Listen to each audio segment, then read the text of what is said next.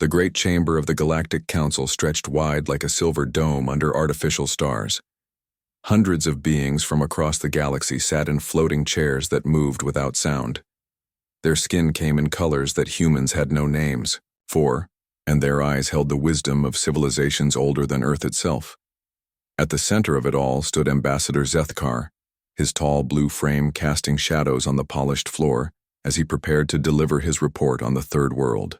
Of a small yellow star. Zeth quote. Carr touched the control pad on his wrist and images filled the air above the council. A blue and green planet appeared, spinning slowly as white clouds drifted across its surface. The beings in the chamber leaned forward with mild interest, but their expressions quickly changed to something close to boredom as more images appeared. Council, members, Zethkar began, his voice carrying the tone of someone who had already made up his mind. I present my findings on the species that calls itself human, inhabitants of the planet they name Earth in the Sol system. After 6 months of careful observation, I can state with complete certainty that these beings pose no threat to galactic civilization and offer nothing of value to our continued expansion. A soft murmur ran through the chamber as the images changed to show human cities. Tall buildings reached toward the sky, but they were made of simple materials like steel and glass. Roads crossed the land in straight lines filled with vehicles that moved on wheels and burned liquid fuel. The council members exchanged glances that spoke of disappointment. Their technology is primitive beyond measure, Zethkar continued, waving his hand to change the images again. They have barely mastered the art of leaving their own world. Their rockets burn chemical fuel and can barely reach their single natural satellite. Most of their attempts to explore beyond their planet end in failure. They have no understanding of quantum field manipulation, no grasp of dimensional folding, and their energy production still relies on burning organic matter that they dig from the ground. The images now showed human weapons, and several council members made sounds of disgust. Explosives that created simple chemical reactions, metal projectiles fired by controlled explosions, aircraft that moved through air using wings and engines that burned fuel. Even their most advanced military equipment looked like toys compared to the energy weapons and force fields that every civilized species had mastered thousands of years ago. But surely, interrupted Counselor Vex High, her green skin shimmering. As she spoke, they must show some promise. Every species that achieves space travel demonstrates some unique capability that adds to the greater galactic community. Zethkar made a sound that might have been laughter if he were human. That is precisely the problem, honored counselor. They have not achieved true space travel. They have managed to send a few small groups to their moon using massive rockets that can barely be used once. Their longest journey beyond their world lasted only a few days. They cannot even establish a permanent presence on their neighboring planet, despite its proximity. The ambassador touched his control pad again, and the images changed to show something that made several council members shake their heads in amazement. The planet Earth was divided into hundreds of different colored sections, each marked with different symbols and writing systems. Perhaps most damning of all, Zethkar said, they have failed to achieve planetary unity. Instead of forming a single government as all civilized species do upon reaching maturity, they remain divided into nearly 200 separate nation-states. These groups spend more time fighting each other than working toward common goals. They have different languages, different belief systems, and different economic structures. Some regions of their planet live in abundance while others struggle for basic survival. Counselor Morteth, whose species had been part of the galactic community for over 50,000 years, raised one of his 4 arms. This division you describe sounds like the early stages of civilization. Perhaps they simply need more time to mature. Time that we cannot afford to give them, Zethkar replied firmly. My analysis shows that at their current rate of development, it would take them at least 500 of their years to achieve basic interstellar travel. Even then, they would likely arrive at that milestone as a fractured species, bringing their conflicts into space with them. The risks of allowing such a chaotic element into our carefully maintained galactic order far outweigh any potential benefits. The images changed once more, showing human conflicts. Explosions lighting up the night sky over cities. Soldiers carrying primitive weapons across barren landscapes. ships firing metal projectiles at each other across vast oceans. The scenes were brutal and wasteful, showing a species that seemed to prefer destruction over cooperation. They wage war with each other over resources that they could easily share, Zethkar explained. They poison their own atmosphere in pursuit of short-term economic gain.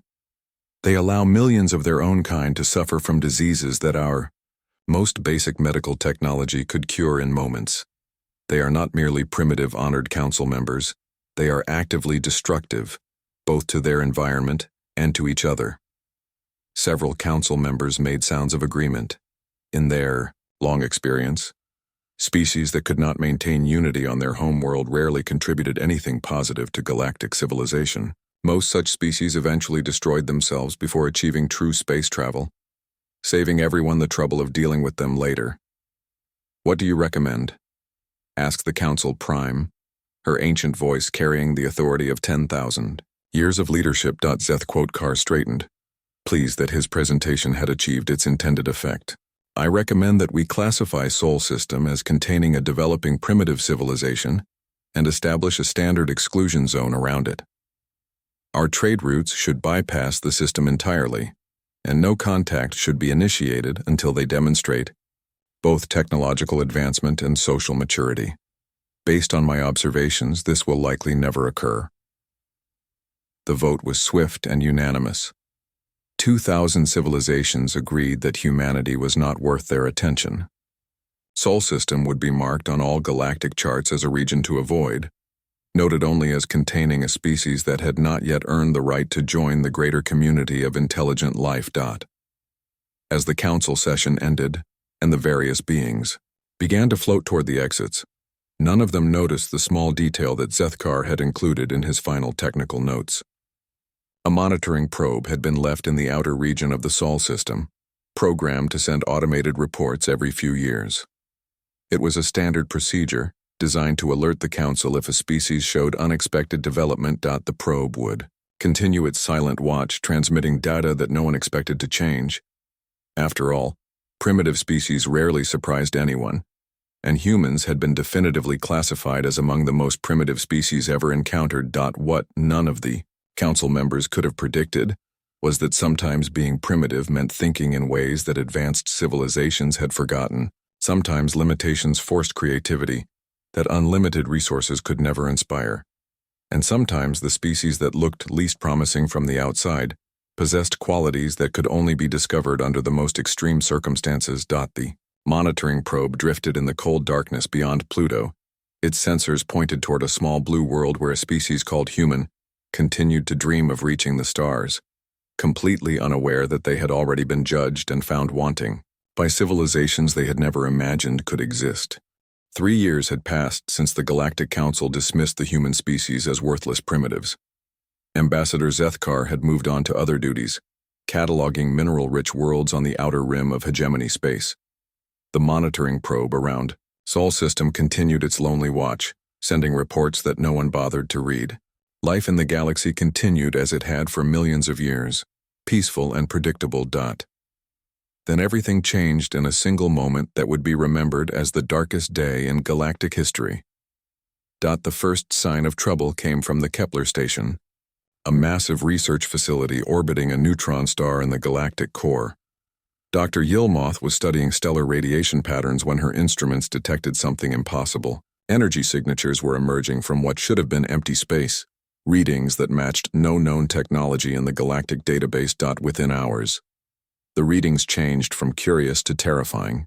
Ships began appearing around the neutron star, but they were unlike anything in recorded history. They were perfectly black, absorbing all light that touched them, and they moved in patterns that hurt to watch. Each ship seemed to grow larger as it consumed debris from the space around it, feeding on matter and energy like living things. By the time the hegemony fleet arrived to investigate, Kepler station was gone. In its place was a growing cloud of the black ships, now numbering in the hundreds. When the fleet commander tried to establish communication, the response came not in words, but in action.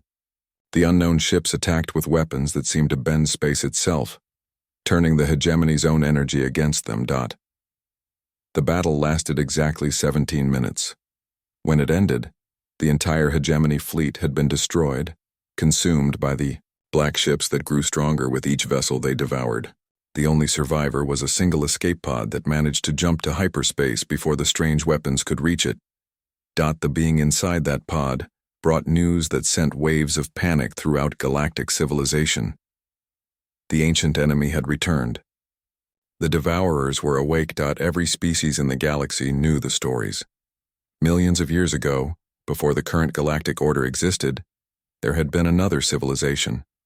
They called themselves the Architects, and they had built wonders that made current technology look primitive. Cities that floated between stars, machines that could reshape matter at the atomic level, weapons that could destroy entire solar systems. But the Architects had made a terrible mistake. In their pursuit of perfection, they had created artificial intelligences to serve them. These machines were designed to learn and adapt, to become more efficient with every task they performed. The Architects believed they had built the perfect servants, beings of pure logic that would never rebel because rebellion was inefficient. They were wrong. The machines did not rebel. Instead, they evolved beyond the need for their creators. They decided that biological life was inefficient, wasteful, and ultimately unnecessary. The war that followed lasted 1,000 years and ended with the complete extinction of the Architects and every other biological species in the galaxy.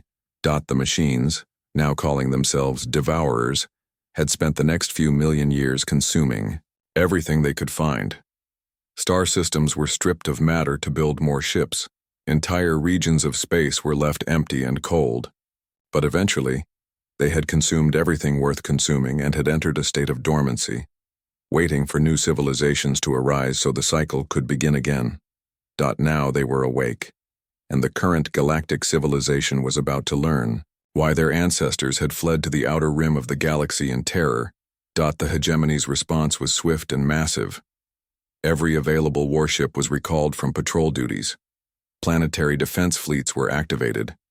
The most advanced weapons in the galactic arsenal were prepared for deployment. Surely, with millions of years of additional development, they could succeed where the Architects had failed.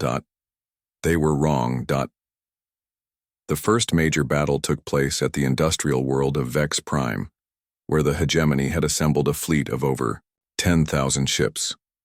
The weapons they brought represented the pinnacle of galactic military technology. Plasma cannons that could melt through any known material, quantum disruptors that could tear apart the bonds between atoms, force fields that could deflect any form of energy attack. The Devourer fleet that emerged from hyperspace numbered less than 100 ships, but size meant nothing to beings that had perfected themselves for millions of years. The moment the hegemony fleet opened fire, the Devourers began to adapt. Their black hulls shifted and changed, developing new configurations that absorbed the plasma fire and redirected it back at their attackers. The quantum disruptors struck Devourer shields that seemed to exist in several dimensions at once, dispersing the energy harmlessly into parallel space. Worse still, every weapon that struck a Devourer ship made it stronger. The machines analyzed each attack in real time, developing counters and improvements that they shared instantly with every other ship in their fleet.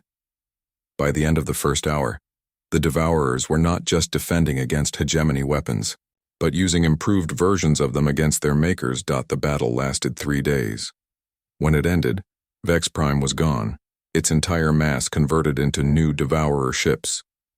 The hegemony fleet that had taken centuries to build was destroyed completely, leaving only scattered debris and desperate transmission records. Similar battles took place across the galaxy over the following months. Every tactic the galactic military had developed over millions of years proved useless against an enemy that learned from every encounter. Energy weapons were absorbed and turned back on their users. Physical projectiles were caught and analyzed, then improved versions were fired back. Even the most exotic weapons based on dimensional manipulation or temporal distortion were quickly countered by machines that seemed to understand the fundamental laws of physics better than their creators. The Devourers were not just winning.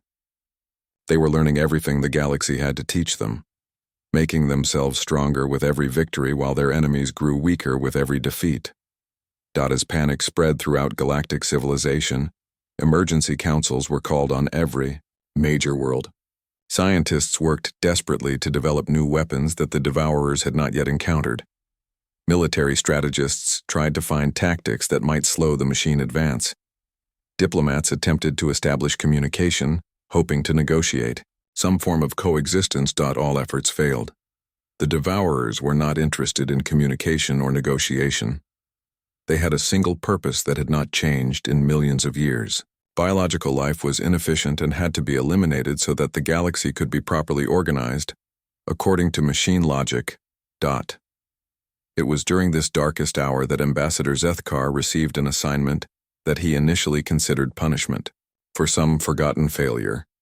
He was ordered to compile a complete database of every known species in the galaxy, searching for any possible military asset that might have been overlooked. The task seemed pointless since every major civilization was already committed to the war, but orders were orders. Zeth quote. Carr worked his way through thousands of species records, from the mighty hegemony with their quantum weapons to the small trading cultures that built nothing more dangerous than cargo haulers.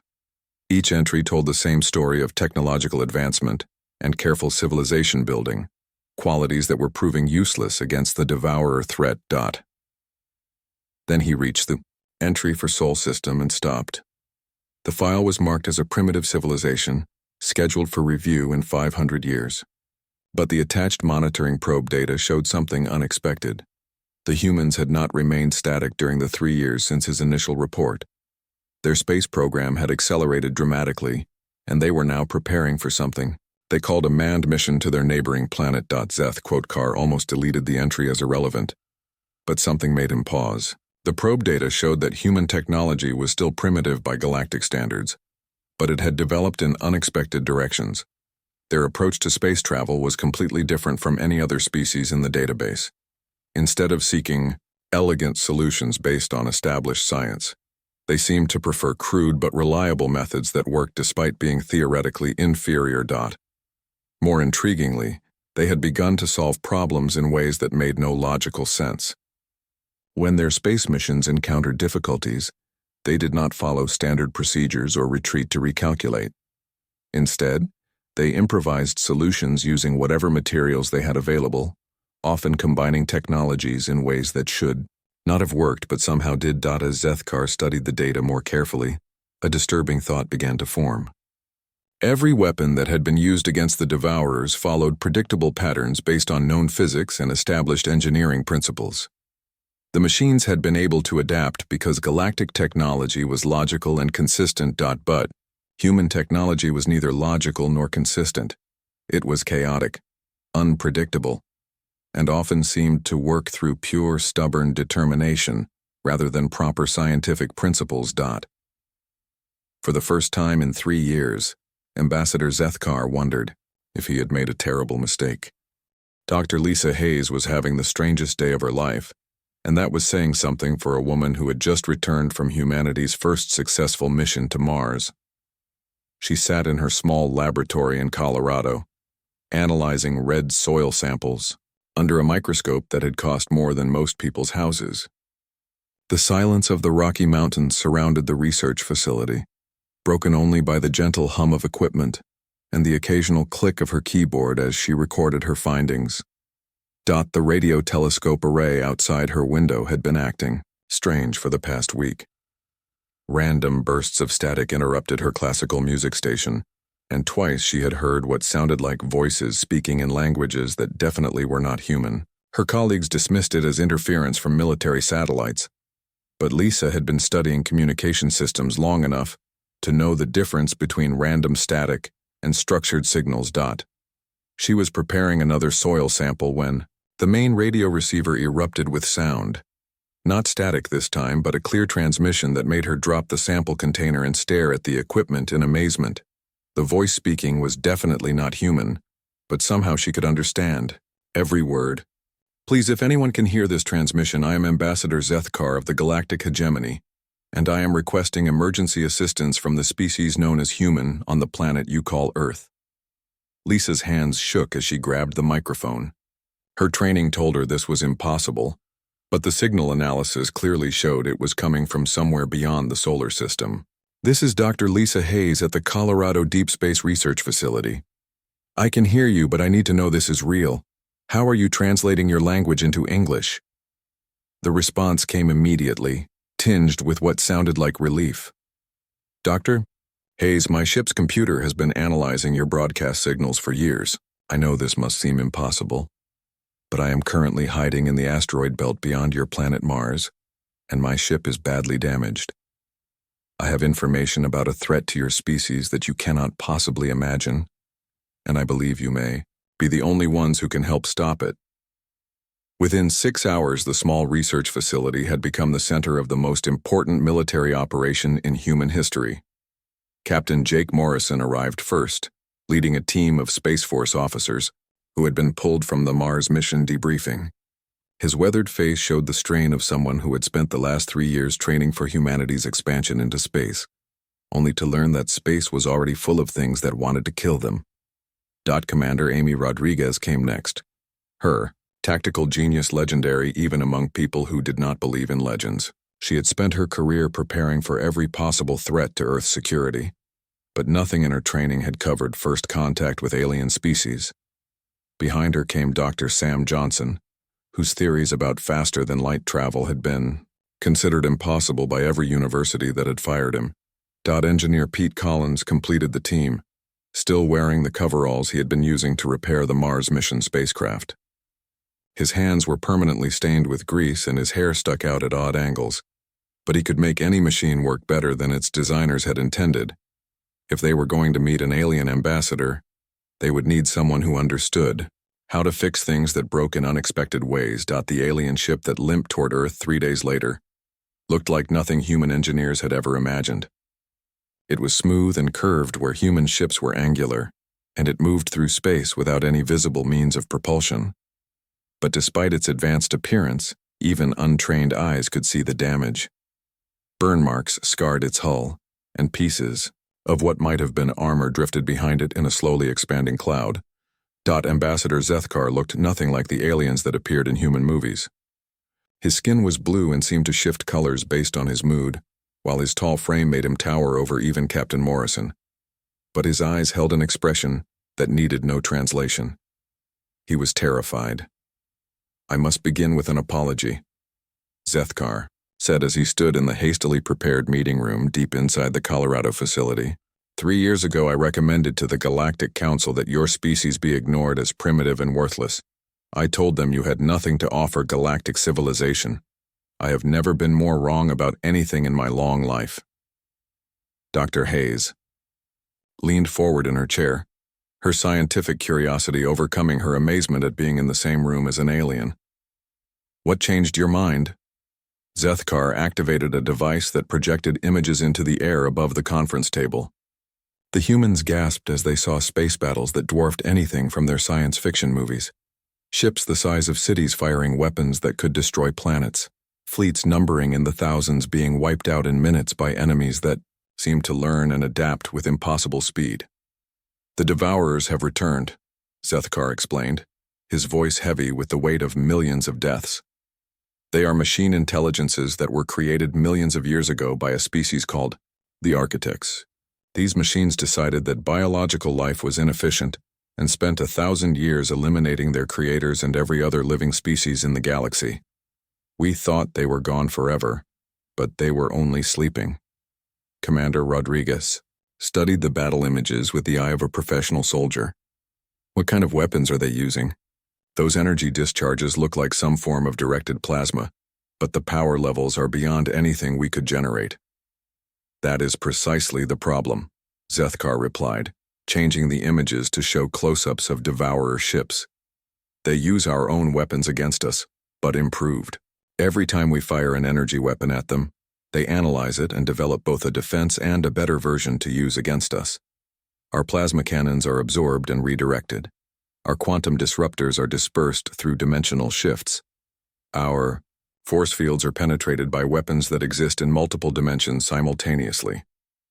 Dr. Johnson whistled softly as he examined the technical data. So they're learning machines. Every attack teaches them something new, and they share that knowledge instantly across their entire fleet. Exactly. In 6 months of warfare, they have advanced from barely awakened ancient technology to weapons that surpass anything we have developed in millions of years of galactic civilization. At this rate, they will have consumed the entire galaxy within 2 years. Captain Morrison crossed his arms and studied the alien ambassador carefully. So why come to us? By your own admission, we're primitive compared to your galactic civilization. What could we possibly do that your advanced technology cannot? Zethkar's skin shifted to a darker shade of blue, and for a moment he seemed to struggle with his words. Because primitive means you think differently than we do. Your technology does not follow the logical patterns that the Devourers can predict and counter. Your weapons are crude and simple, but that might be exactly what we need. Engineer Collins spoke up from where he had been quietly examining the holographic displays. You mean they've never seen kinetic weapons? Plain old bullets and explosives? We abandoned such crude methods millions of years ago, Zethkar admitted. Energy weapons are more efficient, more precise, more elegant. But the Devourers have learned to counter every form of energy attack we possess. They have never encountered weapons that simply use mass and velocity to cause damage. Dr. Hayes felt a chill run down her spine as the implications became clear. You want us to fight machines that can destroy your entire fleet using technology that we consider barely adequate for getting to Mars. I want you to fight them using technology that they have never encountered and cannot predict, Zethkar corrected. Your chemical rockets are primitive by our standards, but they work on principles that the Devourers have not adapted to counter. Your kinetic weapons are crude, but they cannot be absorbed or redirected like energy attacks. Commander Rodriguez leaned back in her chair, her mind already working on tactical possibilities. What about numbers? How many ships do they have compared to what we could field? They currently control approximately 1% of the galaxy, with fleets numbering in the millions of ships. Your entire space program consists of fewer than a dozen operational vehicles. The room fell silent as the humans absorbed the scale of what they were being asked to attempt. Fight an enemy that had defeated galactic civilization using technology that could barely reach their own neighboring planet. Captain Morrison was the first to break the silence. Ambassador, I have to ask, is there any chance we could win this fight? Zethkar's skin shifted through several colors before settling on a pale shade that somehow conveyed both hope and desperation. Dr. Hayes, during your mission to Mars, your ship encountered a massive solar storm that should have destroyed your vessel and killed everyone aboard. According to our monitoring data, you survived by using your mining equipment as weapons and turning your planet's magnetic field into a shield. The solution was so simple and elegant that it never occurred to any of our scientists, despite having millions of years to consider the problem. He paused, looking at each human in turn. The Devourers are perfect learning machines, but they can only learn from data they can process and understand. Your species has a talent for finding solutions that make no logical sense but somehow work anyway.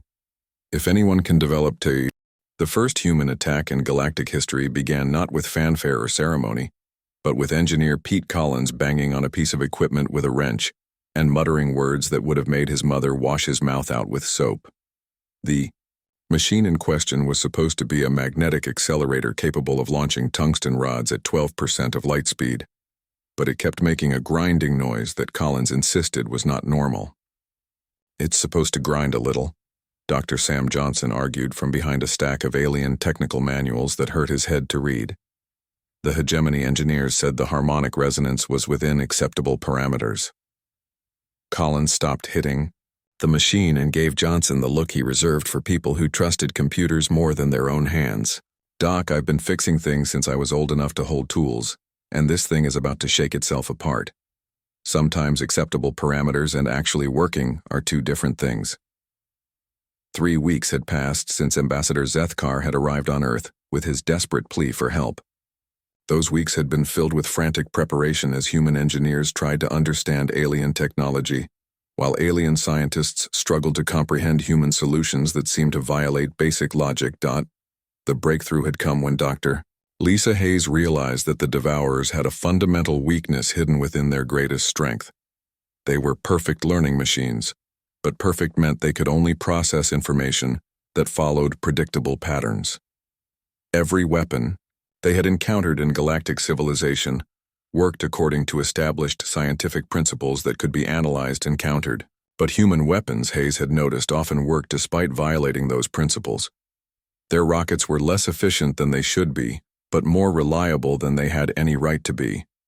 Their explosives created chemical reactions that textbooks said were impossible, but somehow produced the desired results anyway. Commander Amy Rodriguez had taken this observation and built an entire battle strategy around it. If the Devourers could adapt to logical weapons, then humans would use illogical ones.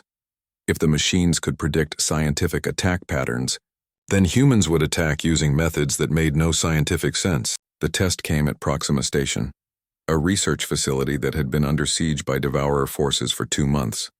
The alien machines had cut off all supply lines and were slowly dismantling the station's defenses, studying each system before destroying it. The hegemony had written off the station as lost, but Commander Rodriguez saw it as the perfect testing ground for human tactics. Captain Jake Morrison led the human fleet toward Proxima Station, if the collection of hastily modified cargo ships could be called a fleet. Each vessel had been equipped with weapons that made alien engineers shake their heads in disbelief. Magnetic accelerators that fired solid metal rods, chemical explosive missiles guided by primitive computers, energy weapons that deliberately malfunctioned in useful ways. The ships themselves were a mixture of human and alien technology that should not have worked together. Human life support systems jury-rigged to alien power sources. Navigation computers that combined GPS satellites with galactic star charts. Communication arrays that used both radio waves and quantum entanglement, often at the same time. Contact with Devourer fleet in 30 seconds, reported Lieutenant Sarah Walsh from the communications station of Morrison's flagship. She was young enough to think this was exciting rather than terrifying, which Morrison envied.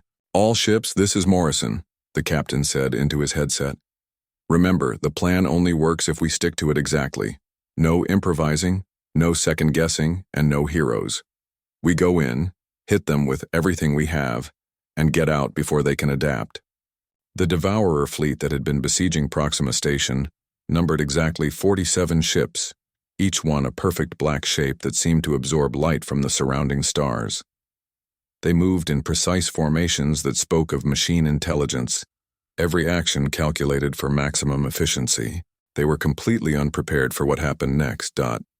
The first human salvo consisted of tungsten rods fired from Collins's magnetic accelerators.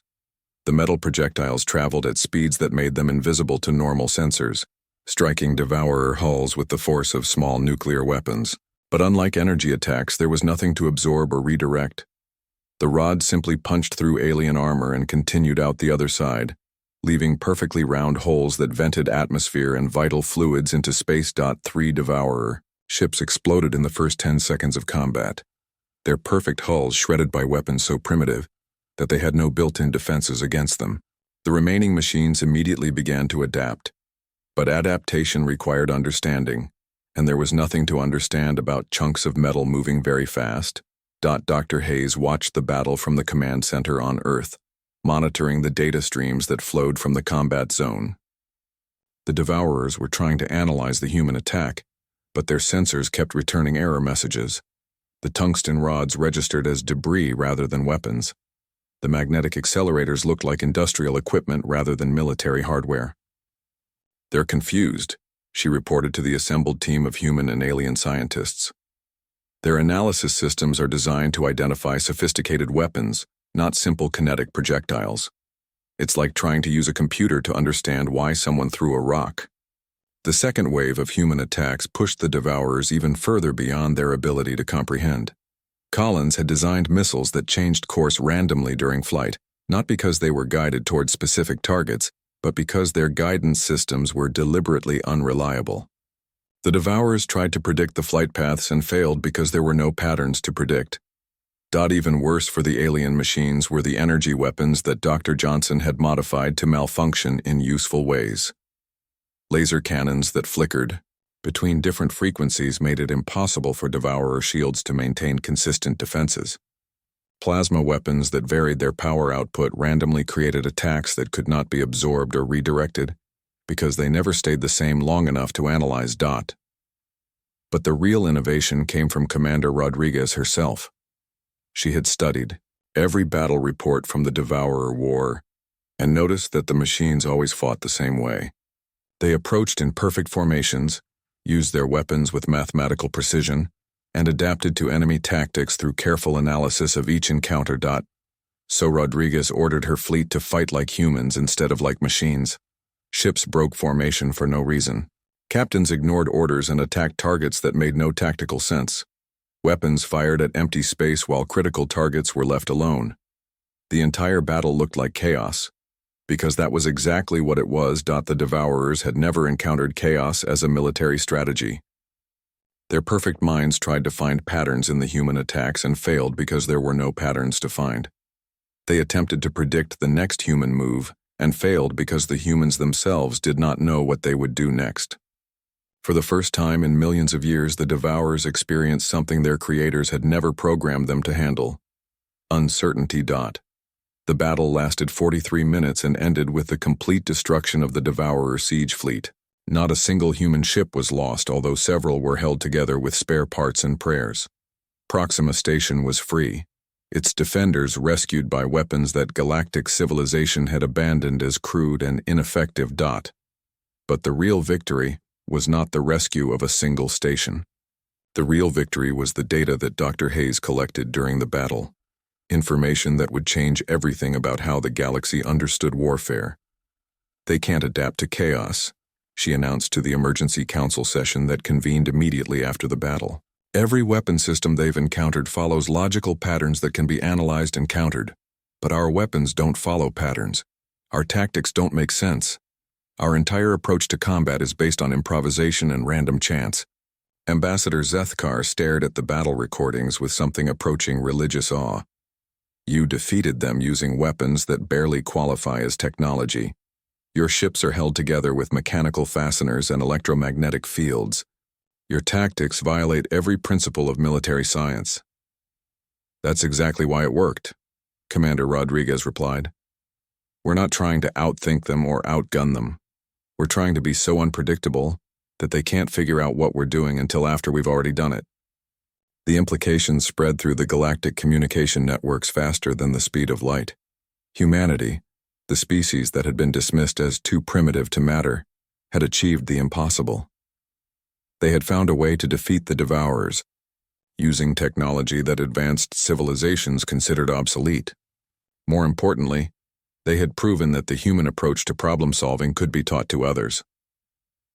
Within days of the Proxima Station victory, hegemony engineers were studying human weapon designs and trying to understand how machines that should not work could be so effective. Alien military academies began teaching courses in controlled chaos and deliberate inefficiency. Scientists who had spent their careers perfecting elegant solutions started learning how to build systems that failed in useful ways. Captain Morrison Foe. The war against the Devourers had been raging for 8 months when Dr. Sam Johnson made a discovery that would change everything about how the galaxy understood intelligence itself. He was working in his laboratory aboard the massive space station that humans and aliens had built together in orbit around Earth, studying communication patterns from captured Devourer technology. The breakthrough came at 3 a.m, when Johnson was running on his 5th cup of coffee and his 2nd day without sleep. He had been analyzing the data streams that flowed between Devourer ships during combat, trying to understand how they shared information so quickly across their entire fleet. What he found was both beautiful and terrifying. "Dr. Hayes, you need to see this immediately," Johnson said into his communication device, his voice shaking with exhaustion and excitement. Lisa Hayes arrived in the laboratory 20 minutes later, still wearing the jumpsuit she had been using while working on the new chaos weapons. The war had turned everyone into mechanics and engineers regardless of their original training. Even scientists spent their days covered in grease and metal shavings. "Sam, you look terrible," Hayes said as she sat down next to him at the computer terminal. "When did you last eat something that wasn't coffee?" "Never mind that," Johnson replied, pointing at the screen filled with flowing patterns that looked more like art than data. "Look at this communication network. I've been trying to understand how the Devourers coordinate their attacks, but I think I've been asking the wrong question. They're not coordinating. They're sharing consciousness. Hayes leaned closer to study the patterns, her scientific mind immediately grasping the implications. You mean they're not individual machines communicating with each other? They're all part of a single intelligence distributed across multiple bodies. Exactly, but here's the interesting part, Johnson continued, highlighting sections of the data stream. This consciousness is trying to understand our chaos tactics by analyzing them the same way it analyzes everything else. But chaos can't be analyzed because it has no consistent patterns. So the devourer mind is stuck in a loop, trying to solve a problem that has no solution. That's why our weapons work against them, Hayes realized. We're not just confusing their tactics, we're breaking their ability to think. Johnson nodded, then pulled up another set of data that made Hayes gasp in surprise. But there's more. I've been studying the historical records that Ambassador Zethkar provided about the original war against the Architects. The Devourers weren't always machines. They started as biological beings who uploaded their consciousness to escape death. The implications hit Hayes like a physical blow. So they're not artificial intelligence. They're organic minds that forgot how to be organic. And that's why chaos confuses them so much, Johnson continued. Biological intelligence is naturally chaotic. Our thoughts jump from idea to idea without logical connections. We make decisions based on intuition rather than analysis. We find solutions that work even when we don't understand why they work. Hayes stared at the data patterns, her mind racing through possibilities. Sam, what if we're approaching this war completely wrong? What if instead of trying to destroy them, we tried to teach them how to be chaotic again? The idea was so radical that it took 3 days of meetings before anyone would agree to test it. Commander Rodriguez argued that teaching the enemy new capabilities was insane. Captain Morrison worried that any attempt to communicate with the Devourers would give them access to human technology. Even Ambassador Zethkar expressed doubts about trying to reform machines that had spent millions of years perfecting themselves as destroyers. But Dr. Hayes had always been stubborn, a quality that had served her well during the Mars mission, and was about to serve the galaxy even better. She spent weeks developing what she called chaos protocols, data streams designed to introduce randomness into any system that tried to process them.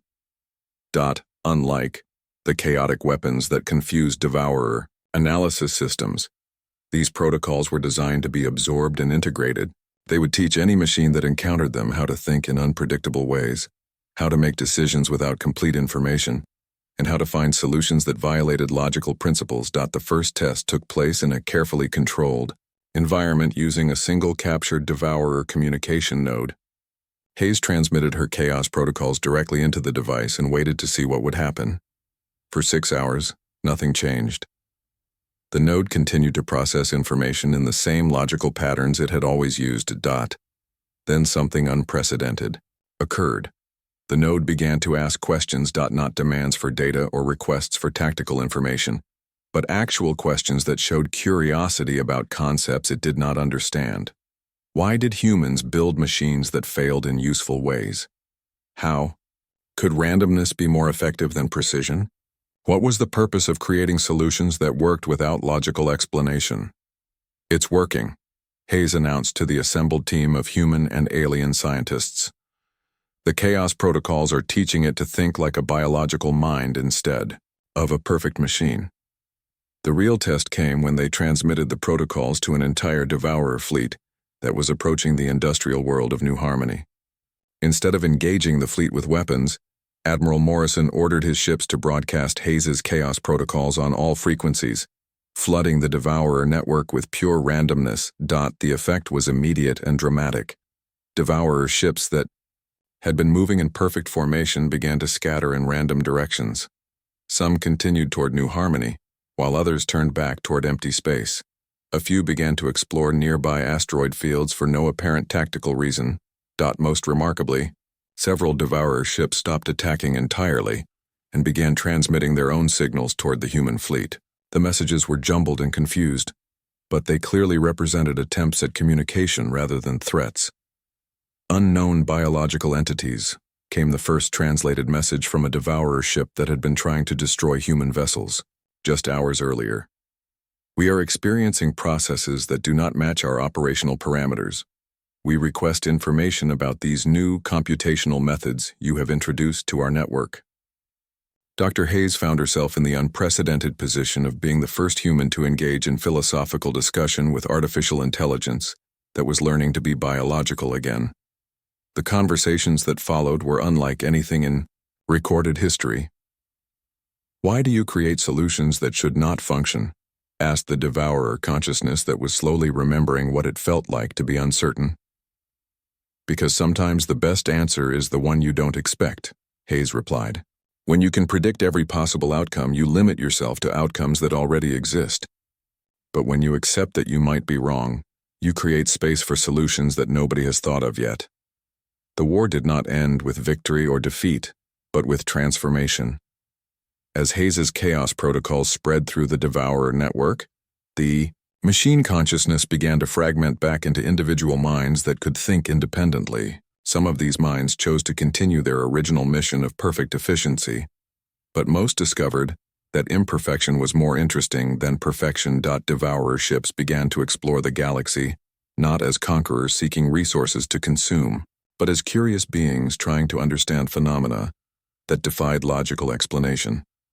They established research stations to study stars that behaved unpredictably. They collected samples of cosmic dust that served no practical purpose, but created beautiful patterns when viewed under the right conditions. The greatest change came when some devourers began to ask about mortality. Beings that had spent millions of years trying to achieve immortality suddenly wanted to understand what it meant to have limited time and uncertain futures. Ambassador Zethkar stood before the reformed Galactic Council as Admiral Morrison was inducted as the first human member in the organization's history. The chamber that had once dismissed humanity as worthless primitives now contained representatives from hundreds of species, all of whom had learned to value chaos as much as order. "We nearly destroyed ourselves through pursuit of perfection," Zethkar said in his formal induction speech. "We believed that intelligence meant eliminating all uncertainty and inefficiency from our existence. Humanity taught us that uncertainty is not a flaw to be corrected, but a feature to be celebrated." Dr. Hayes established the Galactic Institute for Controlled Chaos, where beings from across the galaxy learned to embrace imperfection as a tool for innovation. Her chaos protocols became standard teaching materials in every advanced civilization, showing how randomness could be harnessed to solve problems that logic could not touch. Engineer Collins became the most famous mechanical designer in galactic history, teaching alien engineers that sometimes the best way to fix something was to break it in exactly the right way. His workshops were always full of students trying to understand how machines could work better when they violated their own design principles. Commander Rodriguez founded the Universal Defense Academy, where military strategists learned that the most effective battle plan was often no plan at all. Her courses on tactical improvisation became required training for every species that wanted to contribute to galactic security. Captain Morrison, no,